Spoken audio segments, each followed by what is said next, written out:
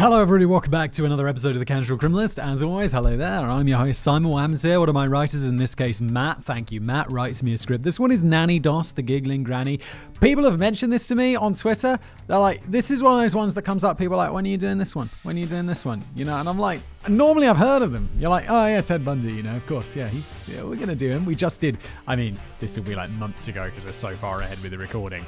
But it was like, when are you doing Gacy? I'm like, boom, 3 hours and 50 minutes on Gacy. You're welcome. That went out last week. People like it. I'm pleased. YouTube were also like, yeah, sure, we'll monetize that. It's like, YouTube, why are you such a mystery? Like, it's literally a video, a 3 hour, 15-minute video about a guy who dresses as a clown and buries children in his basement. And YouTube like, yeah, no worries. That's advertiser friendly. And then you'll make a video about like some obscure history of anything to do with, and I'm not going to say the word so early in this video, but an authoritarian regime that arose up in Germany in the 1930s. And they're like, no, that's not okay. That's YouTube, why are you such a mystery? Just make it clear to me what works and what doesn't work, and we'll all be happy. Because I'm making that Gacy video that's 3 hours and 15 minutes long, and I'm just like, this is just going to be the only way that this could ever be good for like the business side of my YouTube career, is that more people will discover The Casual Criminalist from the Gacy video, watch the other stuff, which is just slightly more advertiser friendly. But YouTube's like, nah, it's all good, man. It's all good. Advertise like Coke, yeah, they love advertising on videos about child murderers. They love it. They're not really, allegedly, blah, blah, blah. Anyway, let's get on. Sorry, enough waffling. It's Monday morning for me. I feel like I've got lost a shower. I was off last week, had the flu. It was horrible. I was basically in bed for the whole week. Anyway, cracking on.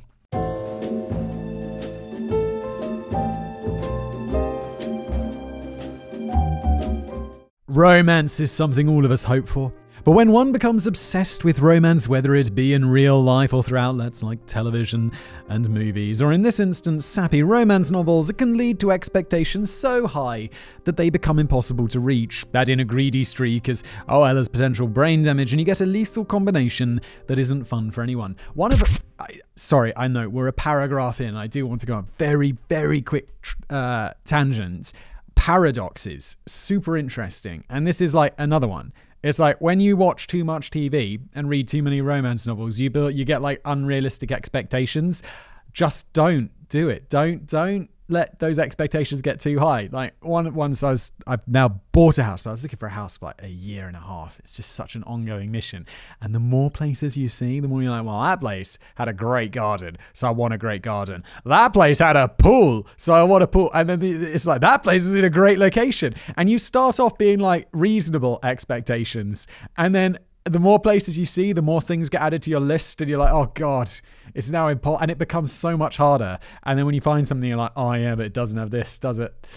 And it's just, I just try desperately to be satisfied. And I'm aware of this paradox, and still, it's like, oh yeah, but nothing's ever perfect. Why not? Because it's life, Simon.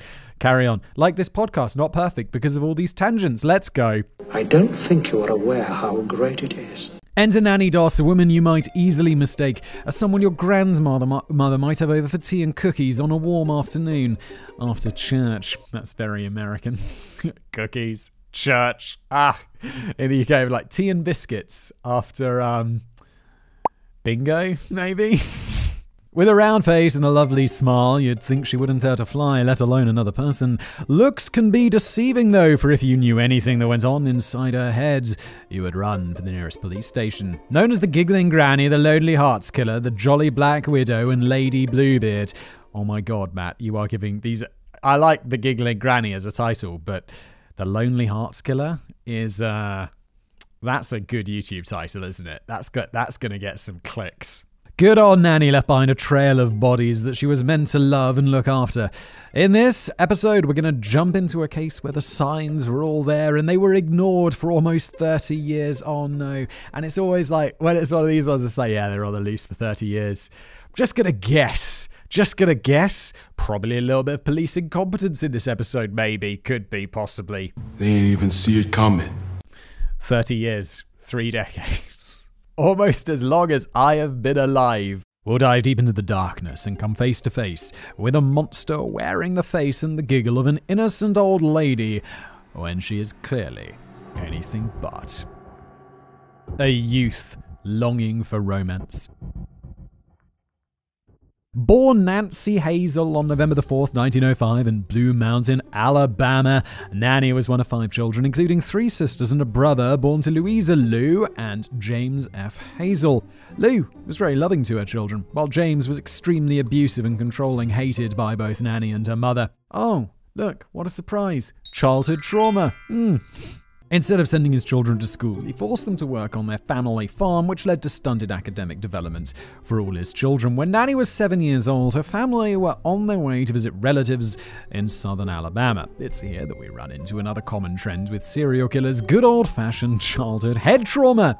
Also, not just, I meant like abuse, like childhood abuse trauma. And I was also just throw some physical trauma in there. What was the episode we did? There was one a couple of months ago where some kid got knocked on the head and then he became weird. And you're like, oh God, oh no. He was also abused though, so, it was just the whole pie of cereal. It was all of the ingredients that make the serial killer pie. Young Nannie was thrown forward and slammed head into a metal bar on the seat in front of her. This affected her for years afterwards as she suffered from severe headaches, blackouts, and depression. With her life being so rigorously controlled by her overbearing father, Nannie found an escape in her mother's romance magazines. It was here that her obsession with this romance began. Dreams of a perfect life with the man of her dreams dancing around in her head. Her father, however, had other plans, doing everything within his power to stop Nannie from interacting with men. That's healthy. That's real healthy. Love that. Good stuff. For years, James forbade Nannie and her sister from wearing any makeup or attractive clothing and stopped them from going to dances and social gatherings for fear that they might be molested by men. That wouldn't last forever, though, as by age 16, Nannie had managed to find a man. Yeah, this is one of these, like, bro, your kids are going to grow up at some point. And it's like, look, I get it. I'm a dad. And it's like, especially when it's like they're younger than 6, it's like, okay, not nice in my like adult brain, but it's also they're all just kids and yeah, they could like each other. Do we have to just don't make it weird? Just don't make it weird and your kids won't grow up weird. I hope. Mother says no love allowed. Nannie was working at the Linen Thread Company in nearby Anniston, Alabama, when she met fellow employee Charlie Braggs. After only about 4 months of knowing him, and with her father's shocking encouragement, they got married. I think it's one of those things where he's going to be like, well, look, if you're going to go out frolicking with the opposite sex, you better be bloody married. Because, I don't know, Alabama, pretty south. What are you trying to say? Nothing. We already had mention of church. It's going to be like, you boys and girls better be married first. That was the worst southern accent I've ever done. Yes, it is. What was that first? What was that, Simon? Get it together. Finally, Nannie had begun that fairy tale romance she always dreamed of. Or so she thought. Charlie, it turns out, was the only son of his unwed mother who insisted on staying with him even after his marriage. Wait. Oh, okay, so Nannie gets married to this Charlie dude, and Charlie's like, guess what, Nannie? I find the name Nannie so weird because it's what I call my grandmother. My grandma was Nan and Nannie, and so it's weird. It's like, okay, so anyway, they get married, and Charlie's like, guess what, Nannie? My mum's gonna live with us. And we're like, you what now? Excuse me? Oh, we didn't discuss this, Charles, come on. Nannie said of this, I married as my father wished in 1921 to a boy I only knowed about 4 or 5 months who had no family, only a mother who was unwed and who had taken over my life completely when we were married. That sounds like fun. She never seen anything wrong with what she'd done, but she would take spells. She would not let my own mother stay all night. Nannie, your English or writing or whatever this is so hard to read. I'm like, what are you actually saying? So she's just super controlling and she lives with them, which, that's going to suck. With her mother-in-law taking up all of her husband's attention, Nannie began feeling more and more deprived and started drinking heavily. Her casual smoking habit also became a full-blown addiction. It's also suspected that both had other partners. They did manage to conceive 4 daughters, however, Melvina, Zelma, Gertrude, and Florine. Fluorine? Like the chemical? Okay. Or elements? Fluorine? Noble gas? Right? Use your big brain, Simon. Come on. Okay, great relationship to bring some 4 children into the mix. Love that for you guys. In 1927, tragedies, and children fix all relationship problems, don't they? Oh, God. You see, it's just that kind of sarcasm that's given our marriage real spice. In 1927, tragedy struck the family as between August the 30th and September the 25th, both middle children, Zelma and Gertrude, passed away suddenly from suspected food poisoning. 1920s. It wasn't super common then for, children, this wasn't the times 1700s, 1800s, when it was well, you better have 17 children because only one's going to survive, which just, good Lord. And, yeah, food poisoning. I'm already, because this is a casual criminalist, isn't it? It's she murdered her kids. They pissed her off and she murdered them, allegedly. Let's see. Husband had suspicions that his wife had poisoned their girls and refused to eat or drink anything she served him while she was in a foul mood. Oh my God, if you think your wife is poisoning your children, it's no, it's cool. I don't eat the food when she's angry. The rest of the time, it's fine. Oh my God, you risk taker. It got to the point where he fled. Now, that seems pretty smart, taking the oldest, Melvina, with him, but leaving the youngest, Florine, in Nanny's care. That seems like an error. Florine is going to die. Charlie's I don't really like Florine, so I'm just going to take Melvina, who I like. It's oh my, I make this constant joke with my kids, with my wife about my kids, and I realize I have to stop because they're getting old enough to understand. But I just make this constant joke that I prefer one. I'm no, we'll get her some ice cream because I prefer her. And it's definitely a joke. I love my children equally, except for the one I prefer. But I'm oh no, you got to stop before they understand. Oh, it's the older one definitely, she's getting there. The younger one's 6 months old, 7 months old, so he doesn't. But it's come on, you got to stop. But it's such a good joke for me. My wife's stop it. I just find myself hilarious. Charlie has the lucky distinction of being the only husband that Nanny didn't get the chance to murder. Spoiler alert. And in 1928, Charlie found a new love interest, divorcing Nanny that same year. After that, Nanny gained custody of both Melvina and Florine and moved in with her mother. Well, everyone's just got to live with their mother in this story, don't they? And also Melvina, her life just, it just went from probably not going to be murdered by a parent to definitely entirely possible she'll be murdered by a parent. Let's see. 16 years of death, and then those odds just increased. It was a year later in 1929, Nanny met Jacksonville resident Robert Franklin Harrelson through the Lonely Hearts column, exchanging gifts and romantic poetry back and forth. It's a little bit different to today, isn't it? It's what do you exchange? Dirty messages on Tinder. Oh! The two were married within the year, moving down to Jacksonville to be with her new man. Nanny's hopes and dreams of a fresh start and the perfect romance were again dashed only months after arrival. Robert was a violent alcoholic with a temper that landed him several assault charges in the past. Honestly, it sounds like you guys would get on. Because Nanny's also a violent alcoholic with, poisoning someone, I guess, would count as assault, wouldn't it? And that's a type of violence. Obviously, she's not physically violent in the same way, but physical poisoning definitely counts as physical violence. Why are you making apologies for today's antagonist, Simon? Have you always been fond of her? Despite the disappointment, they were able to make the marriage last for 16 years. Oh my God, I guess, they do work together. It's they're just violent together and poison. Oh God. In that time, Melvina had grown up, married a man by the name of Mosey Haynes and given birth to her son, Robert Lee Haynes, in 1943. She's alive. I am genuinely shocked and happily surprised. Melvina, you made it. You lived with a murderer for 16, alleged murderer, possibly poisoned her children. We don't know yet. Probably a definite murderer later on, right? I'm assuming this is where we're going because this section's called 16 Years of Death. Look, she survived. That's great. Let's move on. Fast forward 2 years, and Melvina is expecting again, giving birth to her second child, a daughter. Sadly, this child wouldn't live long enough to be properly named. Melvina couldn't be sure if it was from the painkillers she had been pumped full of, or simply from the exhaustion of labor, but she found it odd that, through the haze, she could have sworn she witnessed her loving mother driving a hairpin directly through the top of her newborn skull. What the f*** are you doing? That is insane. I don't know, it hits hard when you got kids. And you've been there in the delivery room and you're just one, I don't think that could possibly happen.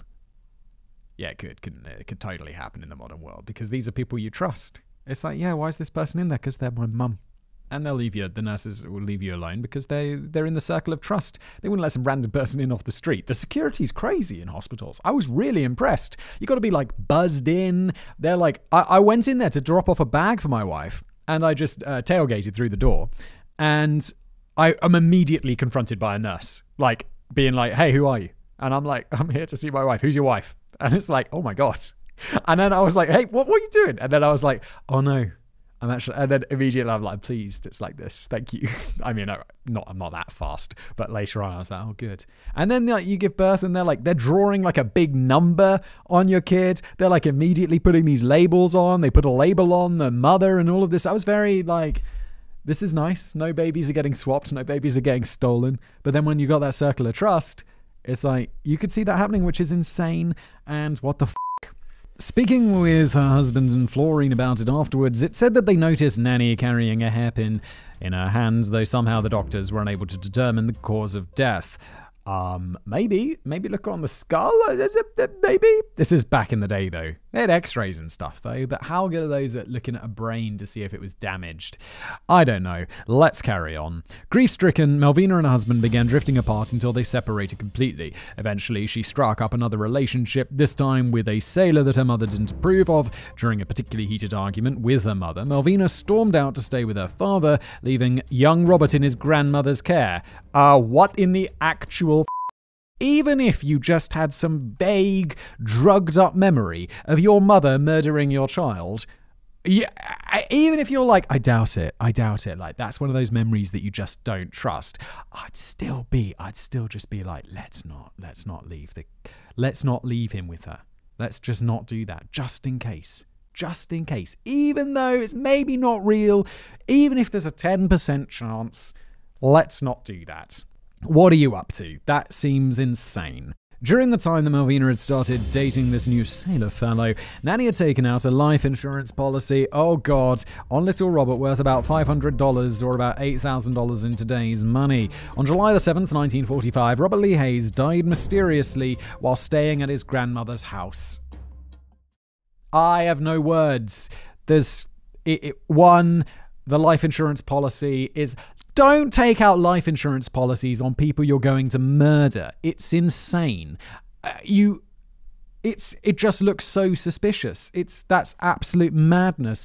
Don't leave your children with a potentially murderous grandmother. Also, police. Come on, let's go. This should be the end of this, but I know we're not even close to the end of this story. You fucks. The cause of death was listed as asphyxia, though the means was unknown. Only 2 months later, Nannie cashed in the $500 life insurance policy on her grandson. How'd you get an $8,000 life insurance policy on a baby? I guess for like funeral expenses and such things, but wow. In 1945, World War II had come to its end and the whole country was erupting into celebration. Being a raging alcoholic, Nannie's husband, Harrelson, was no different, taking every opportunity he could get to get smashed out of his gourd. A little bit of levity. I do enjoy that. I was smashed out of my gourd. So what are you planning to do this weekend? Well, I'm meeting up with my mates and we're going to get absolutely smashed out of our gourds. Love that shit. After one particular night of hard boozing it up, Harrelson came home and demanded sex from Nannie. When she refused, Harrelson simply decided to take what he wanted, raping his wife of 16 years while she kicked and screamed. This was 1945. Now, obviously, this is rape because rape is... is rape defined by the fact that it's a crime, or does it have a definition outside of crime? Look, no one's debating whether this is rape, but spousal rape wasn't illegal, at least in the UK, until like the fucking 80s or 90s or something. It was like, man could rape his wife, and that wasn't rape. Until like, I think I was alive when this law changed, which is something that when I'm 90 and I'm just some old man and I'll be like telling my grandkids story, or they'll like read something and be like, whoa, granddad was alive when men were allowed to rape their wives. And he'll just be like, holy fuck. And I'll be like, no, even back then, it was crazy that law existed. That should have been gone out like 100 years earlier. But no. Crazy times. Am I right on that? I'm not going to look it up right now because I can't be bothered. But let me know in the comments below. If you're watching on YouTube, if you're listening as a podcast, well, just carry on passively listening. Because podcasts don't have comments, which is kind of a shame, in a way. Is it? Is it, he wonders.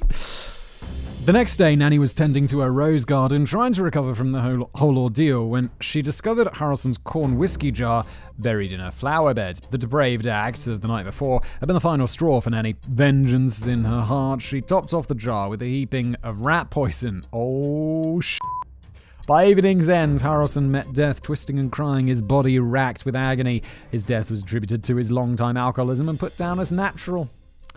And at this point, I know Nannie is like a serial killer. She's murdered her children. But for this guy, I think we have to do... Oh, no! 3-4 Bluebeard at the door. Most of us at this point would expect someone to have called the police. Not only had this woman's husband died rather painfully, but now we have up to 4 children who've passed away while under the care and all in rather suspicious circumstances. Yeah, it's like he died of alcohol poisoning, suddenly in the afternoon, a part of a day. Isn't alcohol poisoning something that is like, well, your liver gets all ruined, you go all yellow. They're like, well, we can't give you a liver transplant because you're still addicted to alcohol. It's like, and this was also back in the day before liver transplants and all that stuff. But it's not something that very quickly kills you in an afternoon, is it? That's the sort of thing that poison does that maybe we should be looking into. Police, just a little. I mean, because, well, you know, I'm not super upset that he got poisoned to death. I also think that Nannie needs to be strapped into a chair and, you know, this is Alabama, baby. If there's one place I'm imagining in the States where they're like, I imagine Alabama. Alabama is that state. No offense to anyone from Alabama, because this is not me. This is like the media's portrayal, like Hollywood's portrayal. It seems to be, in my mind, that state that is most likely to still... Wow, did you guys hear that noise outside? That was super loud. Did something just blow up? Jesus. Anyway, moving on. It seems to me that would be the state that would still be like today. And it's like, well, boy, you got a choice. You can either do the needle... Oh, we got old Sparky still in the back. Roll him out, boys. Well, that's what most people would do, but you would be giving these people way too much credit. The doctors didn't call the police.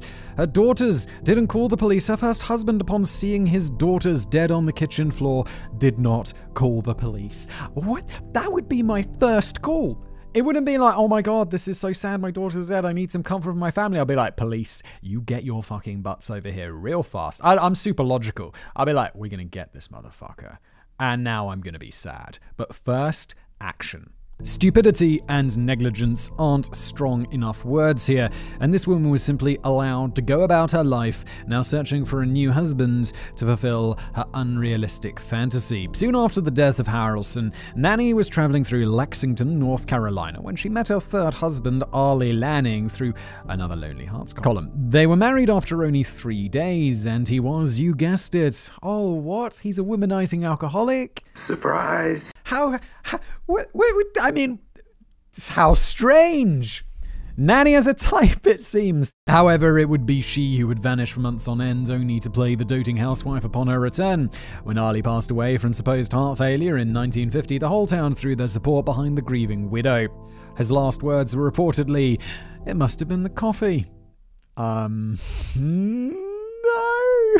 Not long after Arlie's death, House Nannie had been living in burnt to the ground, and Nannie collected on the insurance money. Who could have predicted this? Shortly afterwards, Arlie's mother, who Nannie had been nursing due to a broken hip, died suddenly in her sleep, and Nannie moved in with her bedridden sister, Dovey, who also died shortly after Nannie arrived. Nannie, you are racking up the body count, mate. What the fuck? Nannie was once more on the hunt for a husband, joining the Diamond Circle Club, a dating service for older folks in Jamestown, North Carolina. She soon met Richard L. Horton, and they were married in Emporia, Kansas in 1952. While not an alcoholic, Horton was yet another womanizer, and it was not long after their marriage that he began spending his nights with other women about town. Yeah, I don't think that happened just after the marriage. It's like, no, I got married before I started womanizing. It's like, no, you've just been a womanizer and you just didn't stop. Before she could do as she wished with him, her mother Louisa came to live with them. But not letting anyone get in the way, Nannie poisoned her own mother in January 1953. Horton died only 3 days later after drinking a coffee laced with arsenic that Nannie had prepared for him. Well, he wasn't wrong about the coffee there, was he? It was just fucking poisoned. In that case, you'd be like, oh, it must have been the arsenic. Final husband finally captured. Ooh, okay. I mean, how many bodies did it take, police? Within months of Horton's death, Nannie had already got her sights set on husband number 5. Samuel Doss was a Nazarene minister who had lost his previous family in Carroll County, Arkansas to a tornado. The two of them were soon married in Tulsa, Oklahoma in June 1953. Now, Doss was not a womanizer, he was not an alcoholic or an abuser of any sort. It seemed that finally, Nannie had found a man worthy of her long-dreamed fantasies, and yet she still found faults in him. Yeah, of course she did, because everyone has faults. There is no perfect, fantasy romance novel life out there. We talked about with my lengthy and pointless aside about houses earlier. You just gotta chill, guys. Just chill. It's cool. Nannie, you'd have been way less murder if you just chilled a little bit. Can't we just all chill? I don't need to chill out. He detested the romance novels and magazines she adored so much and forbade them in their home, and it seemed that this was enough to warrant her wrath. In September 1953, Nannie served Samuel a prune cake that she'd made herself. That same day, he was rushed to hospital upon experiencing flu-like symptoms and was diagnosed with a severe digestive tract infection. How they were unable to detect a large quantity of arsenic in his system is anyone's guess. After a successful treatment, it's not the police that are incompetent today, it's the medical staff. After a successful treatment, Samuel was taken home to recover on October the 5th, 1954. With his smiling wife by his side. Oh no, where he would die, no! On October the 12th, thanks to an arsenic-filled coffee, much like her other husbands. This was Nannie's biggest mistake, however. She'd taken out 2 separate life insurance policies on Samuel, and she'd let her greed get the best of her. And honestly, at this point, who can blame her? Because she's been getting away with this for years. She's done the insurance scam before, at very least on a baby and another one on a house. And she's like, yeah, let's just try doubling up. It's like one of those things where it's like, well, no one sees. It's like when you're not caught. You just escalate. Jesus Christ. In killing Samuel only a week after he'd returned from the hospital, it finally aroused suspicion. Good Lord, at last.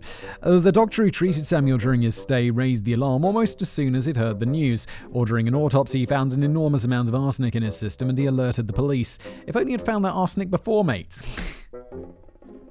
How? Nannie Doss was finally arrested for the murder of Samuel Doss that same day. Under interrogation, it was only upon the promise of being able to keep one of her romance magazines that Nannie Doss finally confessed to killing 4 of her 5 husbands, her mother, her sister, her mother-in-law, and her grandson. Good Lord. She did not confess to the deaths of her daughter or granddaughter, however. During the confessions, particularly when concerning the deaths of her husband, Nannie simply smiled and giggled the whole time while recounting the horrid events, disturbing the investigators and earning her most famous nickname, the Giggling Granny. Upon further investigation and questioning, it was revealed that Nannie had already lined up a potential husband number 6. It was found that she had been exchanging romantic letters with a dairy farmer out of North Carolina by the name of John H. Keel. She'd even sent him a cake.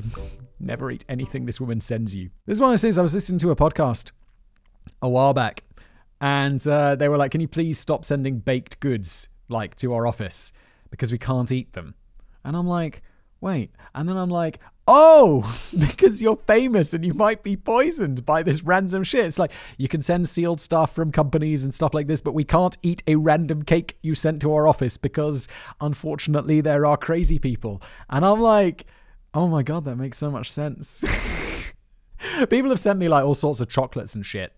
And I mean, but they've always been sealed. I never even gave it a second thought that someone could want to poison me.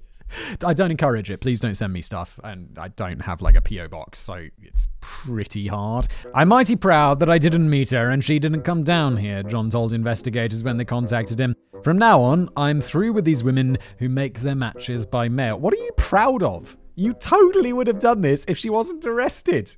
Are you claiming that this was somehow your genius move, John? You would have been murdered just as the rest of them. You just You just got lucky because she got arrested before you. What are you doing? When asked about her motive, Nannie simply giggled and denied it ever being about money, even if the insurance money might say otherwise. In her words, it was always about love, and that her romance magazines and novels had a profound effect on her psyche and how she viewed the world. I was searching for the perfect mate, the real romance in life. When asked about her conscience after each killing, now that she'd been caught, she simply replied, clear. Fucking crazy bitch. The end of romance. Despite her full confession, Nannie was charged with the murder of Samuel. The death penalty was not on the cards for this one, much to Simon's chagrin, I'm sure, as her gender disqualified her from being given such a thing back in the day.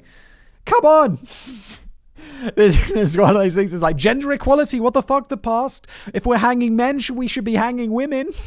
Instead, upon pleading guilty on May the 17th, 1955, Nannie Doss was sentenced to life in prison and was remanded to Oklahoma State Penitentiary. As she was taken from the courtroom, Nannie looked at her daughters with a smile and a giggle. Take it easy. Don't worry. I'm not. What are you talking about? After 2 years in prison, Nannie admitted that she would have preferred the death penalty. Regardless, she kept up her cheerful attitude and eerie giggle the whole time while behind bars. When interviewed by a reporter, she admitted the only job she was allowed to do was laundry, and when asked if she could work in the kitchen, she was simply told no. Of course she was, because she would shit boy. What the fuck? Nannie Doss died of leukemia, aged 59, within the hospital ward of the prison on June the 2nd, 1965, only 10 years into her life sentence. She was laid to rest in Oak Hill Memorial Park in McAlester, Oklahoma. Wrap up. And that brings our tale to an end. A tale of romance, heartbreak, greed, and murder. As we step out of the darkness, I don't want to leave you all with the sense that trying to find true love is a bad thing. Quite the contrary. Love is something we all deserve. Sweeping statement there. There are some dickheads who probably don't. Well, I've dated some of these animals. We've seen several of them in this episode. Romance is an important part of life, but just don't become so obsessed with it that you end up killing all of your lovers if they don't live up to your standards. Yes, an important message for what I hope is a very small fraction of our audience. Nannie Doss was a deeply disturbed woman with a deeply warped view of how life works. She believed that she was destined for the perfect fantasy with the love of her life, and when she didn't get that, she killed without a second thought and felt justified when doing it. She could have divorced her husbands, she could have simply left, and in the case of Harrelson, she could have called the police, but she didn't. She resorted to murder instead. Anyone who got in her way, she killed them too, and some she simply killed because they would be more beneficial to her dead than alive. Anything that would benefit her and give her the means to survive long enough to potentially find Mr. Right, she would not hesitate, and in the end, all she was destined for was a prison cell. So, dear viewers, whether you're out there looking for love or if you found it already with a loving partner, hold on to it, treasure it, and take the bad with the good. Everyone has their faults, and more often than not, despite what Nannie believed, they damn sure aren't worth killing over. Matt, did you just say more often than not they're not worth killing over? How about no murder, Matt? How about we no murder. Just no murder. Please, come on. Don't be the antagonist of a future Casual Criminalist episode, okay? This has been an episode of The Casual Criminalist. If you liked it, please do, if you're listening as a podcast, leave us a review. That would be fantastic. I see those. We've got like thousands of reviews now, and I love it. And, well, thank you for watching or listening, as you do.